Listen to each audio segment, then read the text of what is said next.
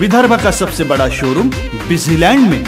आराधना wholesale shopping mall, wholesale rate में retail बिक्री। आराधना संपूर्ण लग्न बस्ता, बनारसी शालू, डिझायनर साड्या, ghagra odhni, salwar suit, dress material, readymade coat, shooting shirting, teenage wear, kids wear, fashion jewellery, lifestyle, shoes व sandal, home decor, matching. Lane number L2, shop number 43 to 48, Busyland complex, Nandgaon Peth, Amravati. Aradhana wholesale shopping mall, wholesale rate में चिल्लर बिक्री। आराधना। महाराष्ट्र के मुख्यमंत्री देवेंद्र फडणवीस ने अमरावती शहर के ज्ञानेश्वर सांस्कृतिक सभागृह में भाजपा शिवसेना कार्यकर्ता सम्मेलन को संबोधित करते हुए दो महत्वपूर्ण बातें कही, जिसमें उन्होंने अपने भाषण की शुरुआत में कहा कि हाँ, मुझे इस बात का अभिमान है कि मैं एक हिंदुत्व वाली विचारधारा की पार्टी का कार्यकर्ता हूँ।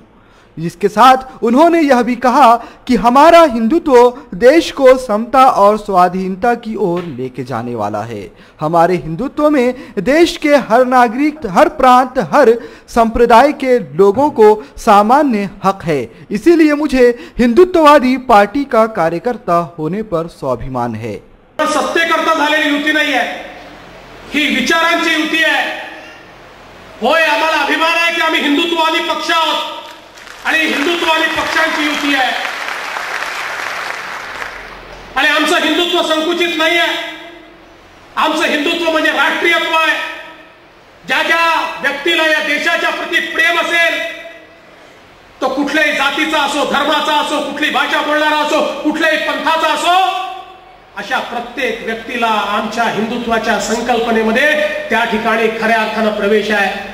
आणि म्हणून या देशाच्या राष्ट्रीयत्वाकरता, राष्ट्रीय विचाराने प्रेरित असलेल्या आणि विचाराकरता तयार झालेल्या अशा या दोन पक्षांची युती ही विचारांनी केलेली युती आहे। ही केवळ सत्तेकरता झालेली युती नाही। आणि म्हणून इतके वर्ष ही युती टिकली आणि यापुढे देखील ही युती टिकणार आहे। आणि तुम्ही सगळे जे माझ्या समोर आहात, तुम्ही सगळ्यांनी एकदा मनात आणलं कि ही युती फेविकॉल का मजबूत जोड़ होणार है, जो टूट नहीं सकता, अशा प्रकारचा जोड़ होणार है। इसके साथ ही उन्होंने विपक्षी पार्टियों पर कड़ा कटाक्ष करते हुए कहा कि भारतीय जनता पार्टी के प्रगतिशील कार्यों को देखते हुए आज नौबत यहां तक आ चुकी है कि हमारे खिलाफ चुनाव लड़ने वाली पार्टियों का कोई भी कप्तान खेलने के लिए तैयार नहीं है। उन्होंने बिना नाम लिए राष्ट्रवादी के मुखिया शरद पवार पर निशाना साधा और कहा कि कुछ दिनों पहले उनकी पार्टी की ओर से खूब हू हल्ला मचाया गया कि साहेब फला सीट से चुनाव लड़ने वाले हैं, लेकिन अब उन्होंने खुद इस बात से इनकार कर दिया है कि मैं चुनाव लड़ूंगा। उन्होंने कहा है कि मैं अपने पार्टी कार्यकर्ताओं को पीछे रह के ही समर्थन करूंगा। यह दिखाता है कि भारतीय जनता पार्टी के खिलाफ चुनाव लड़ने से किस तरह से बड़े बड़े दिग्गज कतरा रहे हैं। इसके साथ ही उन्होंने कांग्रेस पार्टी के प्रदेश अध्यक्ष अशोक राव चौहान के इस बयान पर निशाना साधा है कि वह 2019 के लोकसभा चुनाव में अपनी किस्मत नहीं आजमाएंगे, बल्कि वह अपनी सीट से अपनी पत्नी को चुनाव लड़वाना चाहते हैं।